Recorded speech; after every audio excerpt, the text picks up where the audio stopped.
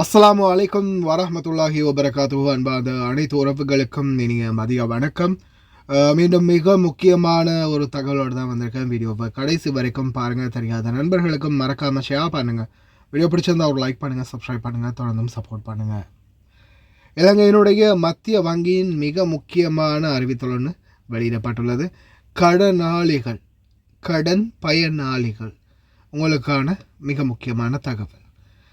தற்போதைய சூழலில் இலங்கை மத்திய வங்கி கடன் பெற்றிருப்பவர்கள் கடனை திருப்பி செலுத்த வேண்டிய பாகி கடனை கால அவகாசத்தில் செலுத்த முடியும் என்று தெரிவித்திருக்கின்றார்கள். தற்போது நாட்டில் நிலவிய அனர்த்தம் காரணமாக கடன் வாங்கிய அனைவரும் தங்களுடைய கடனுக்கான மீள செலுத்தல் கட்டணங்களை 6 மாதங்கள் கழித்து கட்ட முடியும் என்பதை தெரிவித்திருக்கின்றார்கள். அதாவது நீங்கள் இப்போ மாதம் கட்டக்கூடிய உங்களுடைய டியூ பணம், அதாவது மாதம் நீங்கள் உங்களுடைய லோன், இப்போ நீங்கள் லோன் எடுத்து அந்த லோனுக்கான பணத்தை மாதம் கட்டிக்கிட்டு இருப்பீங்க.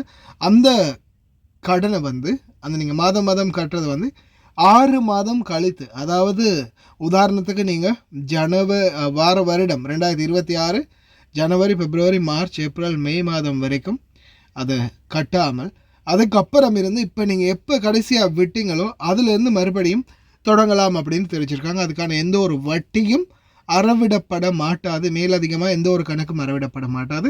இப்போ நீங்கள் சாதாரணமாக 6 மாத காலத்துக்கு ஹோல்டு பண்ண போகிறாங்க, அவ்வளவுதான். 6 மாத காலத்துக்கு நீங்கள் செலுத்த போகிறதில்ல. மறுபடியும் நீங்கள் எந்த இடத்துல விட்டீங்களோ அதுலேருந்து மறுபடியும் தொடரலாம் அப்படின்ற மாதிரி தெரிவிச்சிருக்காங்க. அதே மாதிரி தொழில் முயற்சிக்காக மற்றும் வேறு சில உதவிகளுக்காக கடன் வசதிகளையும் ஏற்படுத்தி கொடுக்க போகிறதாக, இலகு தவணை முறையில் அதுவும் குறைந்த வட்டி விகிதத்தில் கடன் வசதிகளையும் ஏற்படுத்தி கொடுக்க போகிறதாக தெரிவிச்சிருக்கிறாங்க. ஆனாலும் குறிப்பாக வெளிநாடு வாழ் தொழிலாளர்கள் பலருமே இந்த லோன் பிரச்சனையால் கஷ்டப்பட்டுக்கிட்டு இருக்கிறீங்க. உங்களுக்கும் இதில் நல்ல ஒரு வாய்ப்பு இருக்குது. இந்த காலகட்டத்துக்குள்ளே கொஞ்சம் பணத்தை சேர்த்து மொத்தமாக முடிக்கிற அளவுக்கு சான்ஸ் கிடைச்சா அதையும் நீங்கள் கம்ப்ளீட் பண்ணலாம். அதே மாதிரி வீட்டுக்கான பர்சனல் லோனோ கடனோ இனிமேல் வாங்க வேண்டியது இல்லை அப்படின்றதும் மேலதிகமாக குறிப்பிட வேண்டிய தகவல். ஏன்னா தற்போதைய சூழலில் எங்களுடைய அதிமேதகு ஜனாதிபதி அனுரகுமார திசாநாயக் அவர்களின் அறிவிப்பின் அடிப்படையில் பாதிக்கப்பட்ட ஒவ்வொரு குடும்பத்துக்கும், அதாவது சாதாரணமான நிலையில் பாதிக்கப்பட்டிருந்தால் அவங்களுக்கு 50,000 வரைக்கும் பணம் வழங்க போகிறதா உதவித்தொகையாக தெரிவிச்சிருந்தாங்க.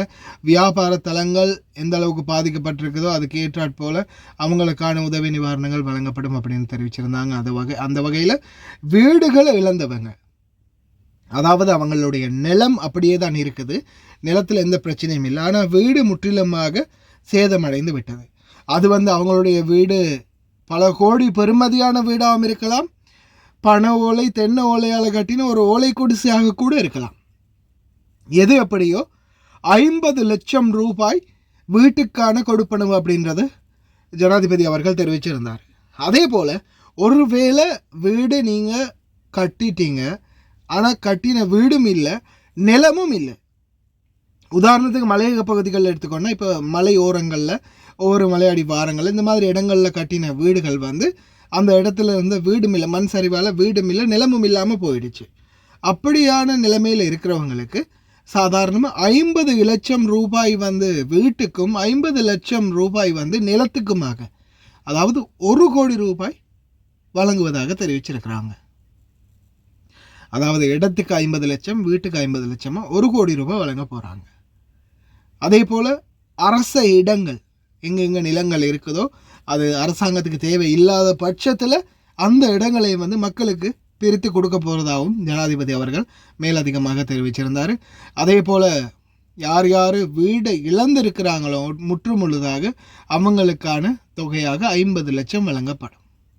அல்லது அரசாங்க இடம் இல்லாதவங்களுக்கு அரசாங்க இடத்தோட 50 லட்சம், அப்படியும் இல்லைன்னா 1 கோடி ரூபாய் வழங்கப்படும். அவங்க எங்கேயாவது ஒரு இடம் பார்த்து இடமும் வாங்கி அதில் வீடும் கட்டிக்கொள்ள முடியும்.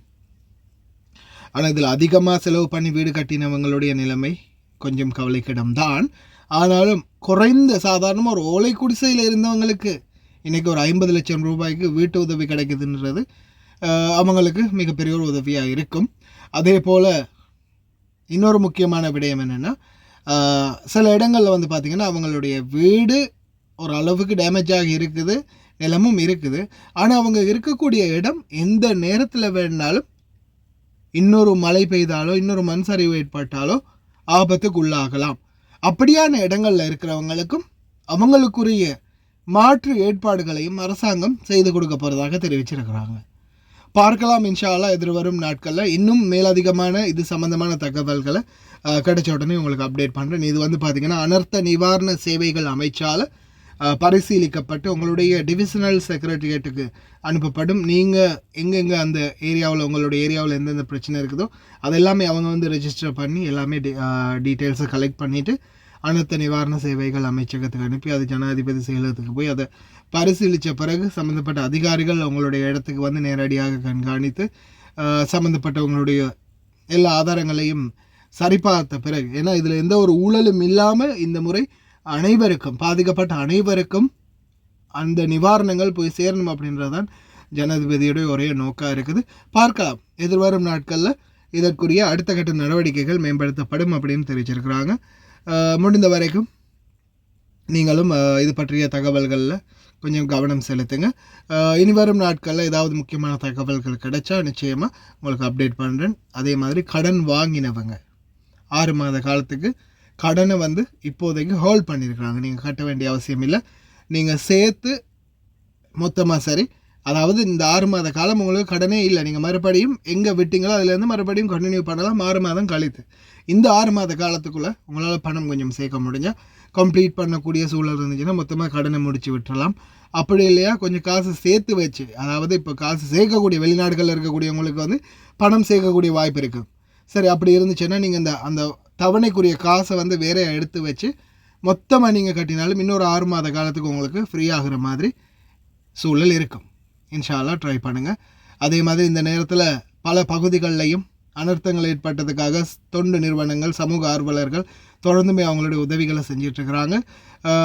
இந்த அஸ்ஃபாக் மீடியா அவர்களுக்குமே ரொம்ப நன்றி. அவங்களுடைய குழுக்களும் அல்ஹிம்மா அசோசியேஷன் மற்றும் ஹாரூன் மோலை அவங்களுடைய டீமும் தொடர்ந்து ஒவ்வொரு பகுதிகளிலையும் சென்று பாதிக்கப்பட்ட வீடுகளுக்கு வாலண்டரியாக நிறைய இளைஞர்கள் ஒன்று சேர்ந்து வீடுகளில் வந்து சுத்திகரிப்பு பணிகளை மேற்கொண்டிருக்கிறாங்க. அதே மாதிரி பார்க்க முடியும் வீதிகளுடைய நிலைமை எப்படி இருக்குது, வீடுகளுடைய நிலைமை எப்படி இருக்கின்றது. இன்ஷா அல்லாஹ் எதிர்வரும் நாட்களில் அனைத்து நிலைமைகளும் சரியாகும். அதே போல் இந்த நேரத்தில் உதவி செய்யும் அனைத்து நல்லுள்ளங்களுக்குமே எங்களுடைய மனமார்ந்த நன்றிகளை தெரிவித்துக் கொள்கின்றோம். எல்லாமே உங்களோட வீட்டுக்குள்ளே சிறுக சிறுக சேர்த்த சாமான் தான் இதெல்லாம். எப்படி இருக்குன்னு பார்த்தீங்களா?